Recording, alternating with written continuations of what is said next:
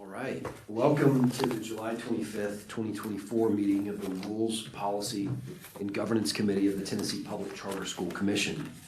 A link has been provided on the Commission website for the public to view this meeting. Hayden, please call the roll. Commissioner Teeter. Here. Commissioner Smith. Here. And Commissioner Levine is absent. Mr. Chairman, you have a quorum. Thank you, Hayden. On today's agenda, we have several LEA policy updates to be presented by General Counsel Ashley Thomas. Do any commissioners have questions or comments before we vote to approve the agenda? Is there a motion to approve the agenda? Motion to approve. All right, I second. All those in favor say aye, opposed say no. Aye. The ayes have it, the agenda is approved. The minutes of the committee meeting held on March 21st, 2024 have been provided. Does anyone have any edits to make regarding the prior minutes before we proceed? Is there a motion to approve the minutes from the March 21st, 2024? Motion to approve. Second. All those in favor say aye, opposed say no. Aye. The ayes have it, and the minutes are approved. The only item on our agenda today will be a discussion and vote on LEA policy updates on first and final reading. I would like to recognize our General Counsel, Ashley Thomas, to describe the proposed updates. Thank you, Chairman. So throughout this year, Commission staff, and I want to give a big shout out to them, worked to update Commission policies to reflect business operations or changes in legislation. And so I have, let's see, what's the number? Quite a few. This is always our long meeting. 25 in total for the committee to consider. And so I'll just go through the summary document, and there are a couple that I'll flag for us. If there are any for discussion, these were provided to you all in the materials a couple of weeks ago. So to begin, we updated LEA Policy 1800 to introduce language to prohibit schools from altering a previously approved calendar without prior approval from Commission staff. Anything totaling less than 180 days, they're required to make up at the end of the school year. And we also updated language that is related to the use of stockpile days. We updated the LEA Policy 2200 to clarify how schools are to submit their annual budgets. I'm proposing that we repeal Policy 2201. It's not actually required for commission business, and it helps us to eliminate burden on our schools. LEA Policy 2400 has been updated to require school support organizations to develop a policy for accounting, controlling, and safeguarding any money or materials used by that organization. LEA Policy 2401 updates the reporting requirements related to the receipt of gifts. LEA Policy 2805 I updated to match the legislation that removed the population frames for whether or not bidding is required for contracts. LEA Policy 3201 will probably be the first one that I pause at because it had quite a few updates. And so to go through that, LEA Policy, the updates there, it requires that the school safety team include a law enforcement officer. It requires schools to develop a fire alarm activation procedure that has to determine the cause of that alarm, including an active shooter. It has to comply with fire codes and include annual training for staff. It must also incorporate the fire alarm activation procedure has to be incorporated in the building level safety plan. It requires that all staff be trained in de-escalation training by the Department of Safety. And it requires that schools shall develop, let me emphasize that, schools shall develop a de-escalation training plan. If they teach grades 1 through 6, it's permissible for K-12, but 1 through 6 it is required. LEA Policy 3202 requires that schools develop a cardiac emergency response plan and maintain at least one AED within the school. Policy 3400 requires schools that provide transportation to post notice on each bus to prohibit any unauthorized person from entering that bus. We updated LEA Policy 4207 with the reference from WIDA to ELPA with the change in to align with Tennessee standards. I introduced a new policy 4213 with artificial intelligence to go with new legislation.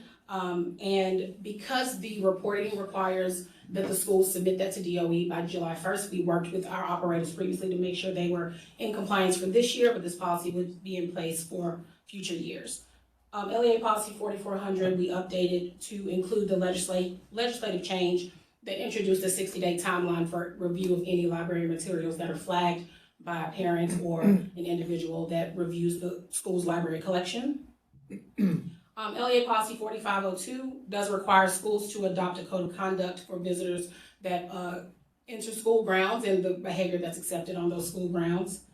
Policy 4603 was updated to reflect the changes in third grade promotion.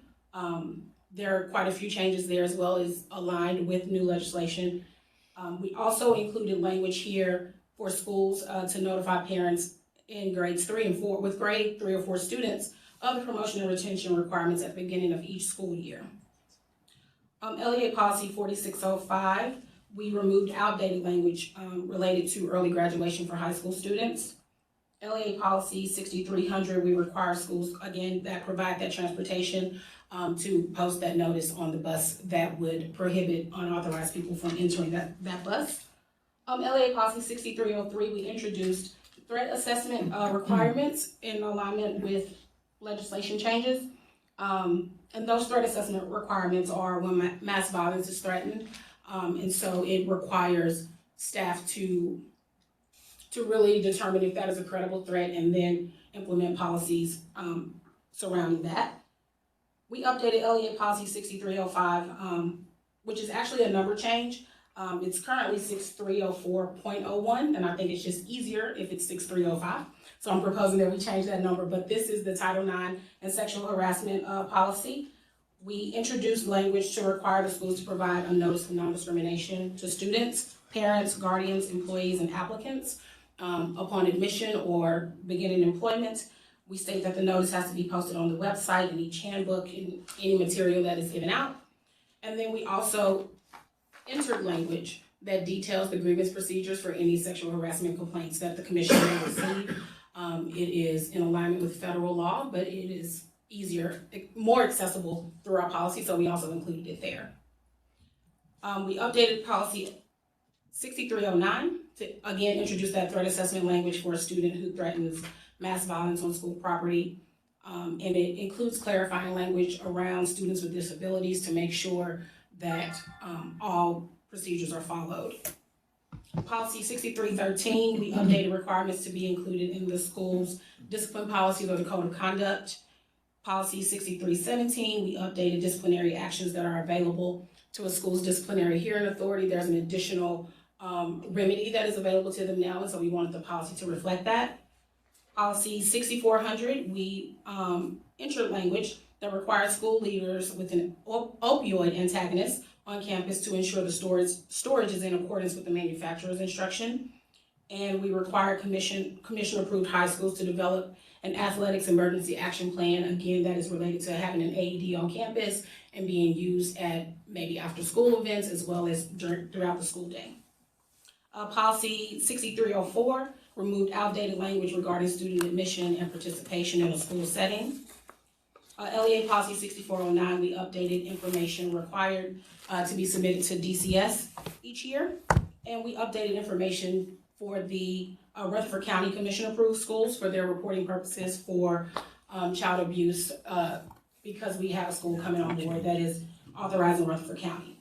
And then finally, Policy 6506 is a new policy. It's the surrogate parent policy. It sets forth circumstances necessitating a surrogate parent for a child with disabilities. It sets forth responsibilities for those surrogate parents. It defines the qualifications of a surrogate parent.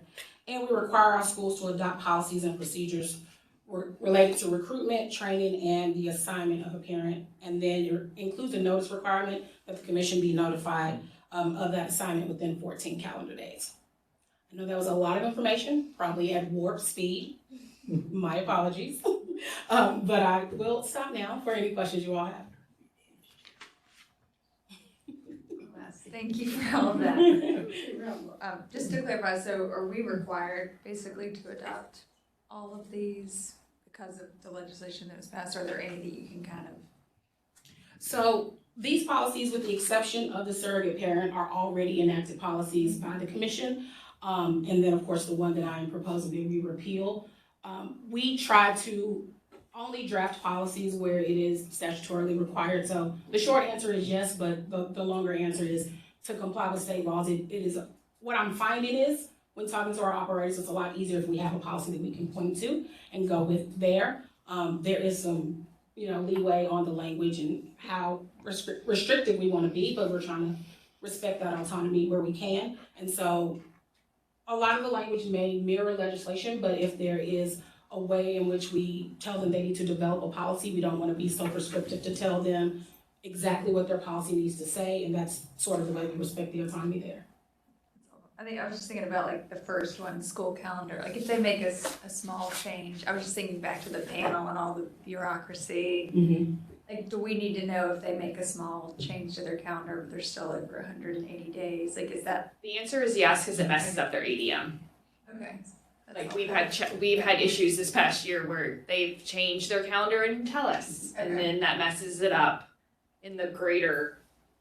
That makes And then sense. it becomes Yeah. a conversation about how to make it up and how to make Yes, sure. yes. My only other question, sorry, Mhm. the school safety, the requirement of the local law enforcement Mhm. official, is there additional funding available now to our school who maybe didn't previously have? So yeah, there was additional funding that was put forth through the special session around school funding. School safety funding. What we heard from our schools, I think in totality, is it helped, but it's not to a certain extent enough to fund a full-time school security officer. We are seeing schools put money towards that, but they're having to supplement with their own traditional school funds. But yes, there is funding related to school safety.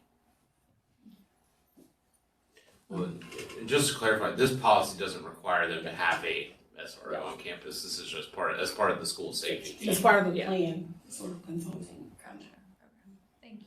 I have a quick question on 6400, and this may be something you have to get back with me on. The provision talking about AED and having it available, does that provision also require that there be someone trained during those hours?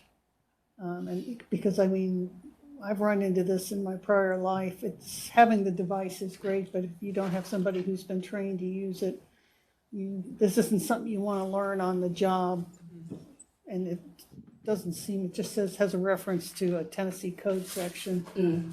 So maybe you could get back with me Yeah, on that. I will have an answer for you in the morning. Okay, great, thank you. Obviously, my goal is if it's during hours when it should be accessible, they should have someone trained to use it. And Most so- coaches the training on it is pretty straightforward and just needs to be revisited annually. Okay. And so if that is language that the committee wants me to also include, I can work on that as well. Well, it may If you be just wanna find out included in if the it is reference, there's a required. reference to a statute Mhm. section here that At includes least for it. that, the training was called the Smart Heart Act that passed this year, and it did require training for all those athletic personnel, especially that would have access to it after school hours. I believe there was some sort of requirement for just during the school day. Okay, all right. But were you asking about annual? No, I just want to make Training, sure or that just it's got the whoever has requirement control. and that they be trained annually. Thank you, Ashley, and thanks to the staff. I know you guys work really hard on this, so. Commissioners, are there any additional comments before we recommend adoption of LEA policy consent agenda on first and final reading to the full commission? Is there a motion? Motion to adopt? I second. All those in favor say aye. Aye. Aye. Those say no. The ayes have it. The motion is approved. Thank you all for your attendance and participation at this meeting of the Rules, Policy, and Governance Committee of the Tennessee Public Charter School Commission. At this time, I would like to ask if there are any final comments. All right. I'd like to note that the School Performance and Accountability Committee will be meeting after a short recess following this committee. The next meeting of the Rules, Policy, and Governance Committee is currently scheduled for October 17th, 2024. If there's nothing further, do we have a motion to adjourn the meeting? Motion to adjourn? I second. All those in favor say aye. Aye. All right, the ayes have it. We are adjourned.